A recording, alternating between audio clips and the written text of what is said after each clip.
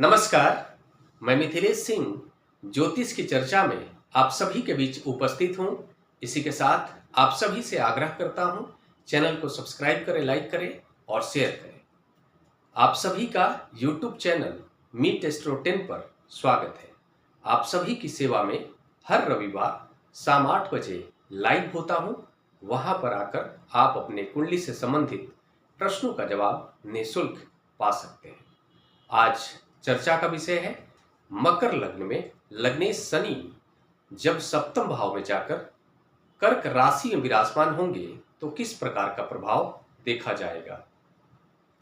इस संयोग के साथ शनि का प्रभाव किस प्रकार का देखने को मिलने वाला है, इसको हम लोग समझने का प्रयास करेंगे। बात हो रही है मकर लग्न की।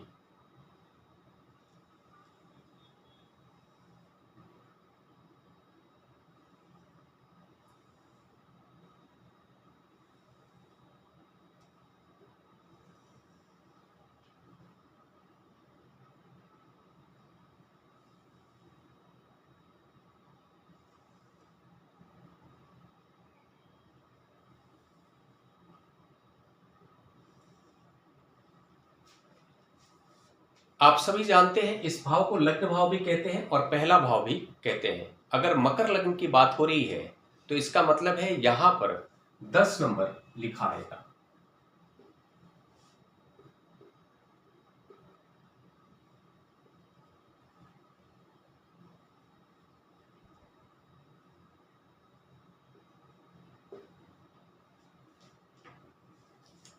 इस संयोग में हमें पता चल रहा है कि लग्नेश शनि है, मकर राशि के स्वामी ग्रह शनि होते हैं एवं कुंभ राशि, दोनों राशियों के स्वामी ग्रह शनि होते हैं। इसलिए इस संयोग में लग्नेश भी शनि है एवं धनेश भी शनि है।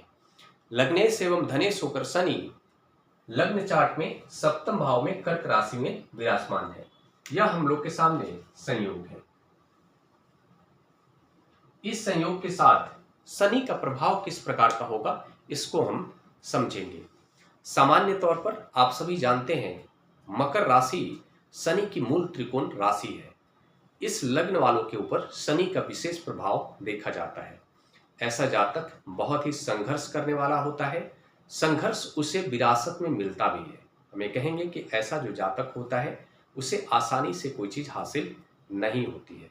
जातक ईमानदार होता है, न्याय प्रिय होता है और साथ में जब भी समाज में कुछ गलत होता है उसके खिलाफ आवाज उठाने वाला होता है। जनता के हित का ख्याल रखने वाला जातक होता है।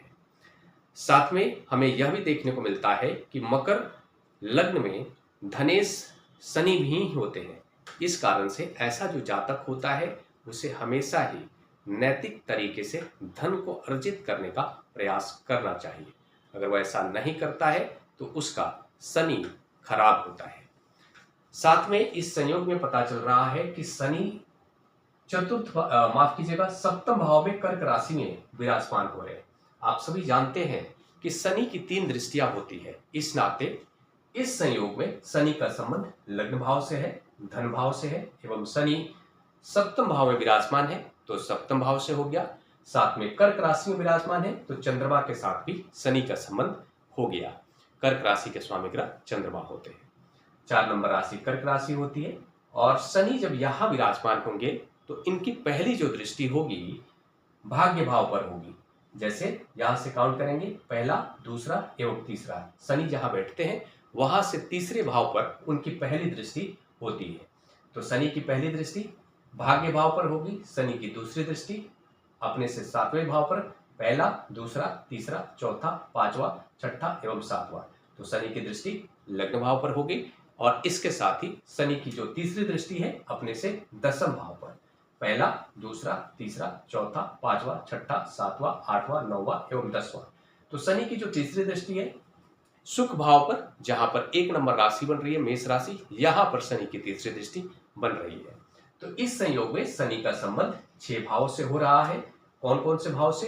एक तो लग्न भाव से, धन भाव से, सप्तम भाव से, भाग्य भाव से एवं सप्तम भाव से एवं भाग्य भाव से एवं शनि का संबंध सुख भाव से। कितने भाव हो गए? पहला, दूसरा, तीसरा, चौथा एवं पांचवा। 5 भावों से शनि का संबंध इस संयोग में हो रहा है। और इसके साथ ही चंद्रमा के साथ भी संबंध हो रहा है, बुध के साथ भी संबंध हो रहा है एवं मंगल के साथ भी शनि का संबंध हो रहा है इनडायरेक्टली दृष्टि प्रभाव के कारण।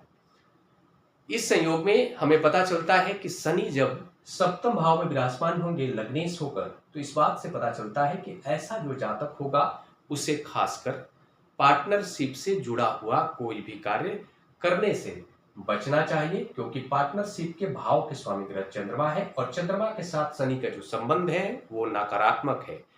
चंद्रमा के साथ जब भी शनि आते हैं 20 योग का निर्माण होता है, मतलब विवाद की स्थिति को जन्म देगा अगर जातक पार्टनरशिप करता है।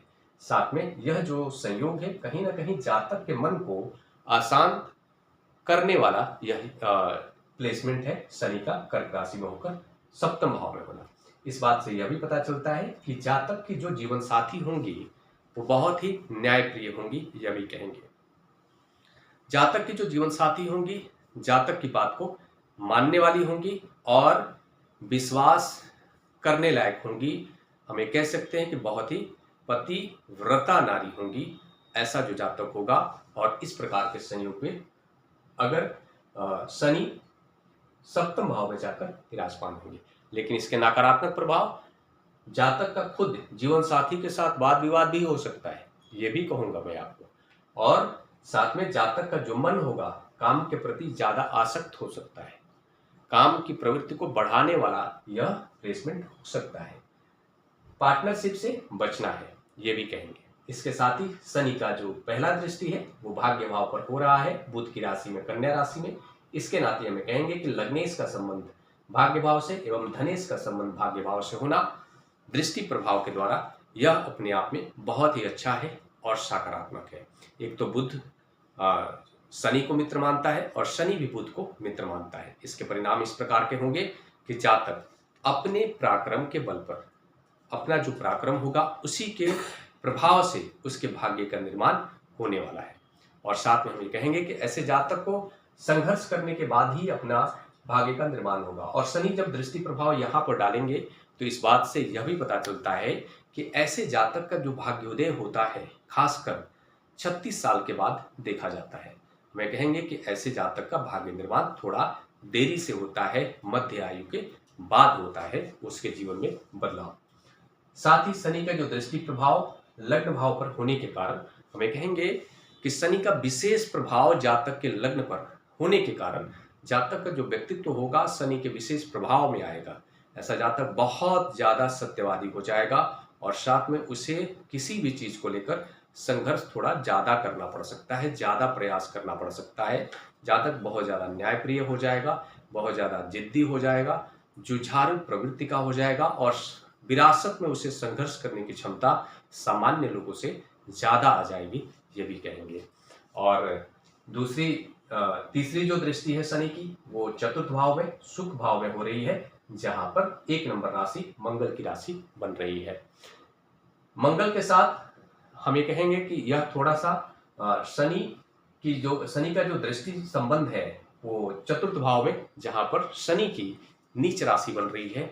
मेष राशि में शनि जाकर नीच के हो जाते हैं और वहां पर शनि का जब दृष्टि प्रभाव होगा तो हम ये कहेंगे कि ऐसे जातक को थोड़ा सा सुख को लेकर के संघर्ष करना पड़ सकता है। सुख हो सकता है कि उससे थोड़ा दूरी बना ले, ऐसा स्थिति भी देखा जा सकता है। और जातक एक बात और है, ऐसा जो जातक होगा थोड़ा भाग्य का जो उसका निर्माण होगा थोड़ा देरी से होगा, लेकिन अपने जीवन काल में 1 से ज्यादा प्रॉपर्टी जरूर बनाएगा, यह भी कहेंगे। और जातक का जो कार्य होगा कहीं ना कहीं कंस्ट्रक्शन से जुड़ा हुआ हो सकता है, ये भी कहेंगे।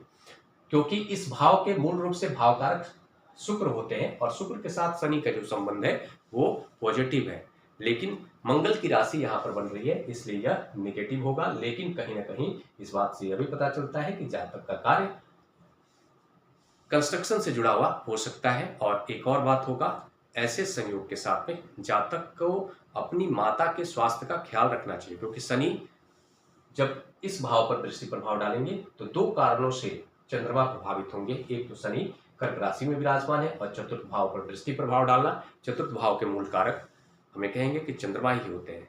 तो इस कारण से जातक का मन नकारात्मक रूप से प्रभावित हो सकता है, माता के स्वास्थ्य पर नकारात्मक प्रभाव देखा जा सकता है, थोड़ा सा विवाद की स्थिति भी देखी जा सकती है, किसी छोटे मोटे अनबन की स्थिति भी देखी जा सकती है। जातक खुद अपने घर में अशांति फैलाने में अपना भूमिका निभा सकता है इस संयोग के साथ। इन सभी नकारात्मक प्रभाव से बचने के लिए जातक को निरंतर ओम नमः शिवाय का जाप करना चाहिए, शिवलिंग पर जल अभिषेक करना चाहिए और उसे शनिवार के दिन किसी भी शनि मंदिर जाकर वहां पर किसी भी गरीब व्यक्ति को काला कपड़ा दान में देना चाहिए। हो सकता है कि वो काला टी शर्ट ही हो, वो दान में दे सकता है, काला तिल उसे चढ़ाना चाहिए और साथ में वहीं बैठकर शनि का जो बीज मंत्र होता है ओम प्राम प्रीम प्रम स शनिचराय नमः, इस मंत्र का जाप उसे वहां बैठकर 108 बार जरूर करना चाहिए। शनिवार के दिन से शुरू करें और हर दिन इवनिंग में शाम के समय वो अपने घर में भी इस मंत्र का जाप कर सकता है, जिससे शनि उसके सकारात्मक रहे और पॉजिटिव रहे। यहाँ पर एक और बात देखना होगा कि लग्नेश शनि है और शनि का जो प्लेसमेंट है वो नकारात्मक स्थिति में है, यह भी कहेंगे, लेकिन इसके कुछ सकारात्मक प्रभाव दृष्टि प्रभाव के कारण देखने को मिल रहा है।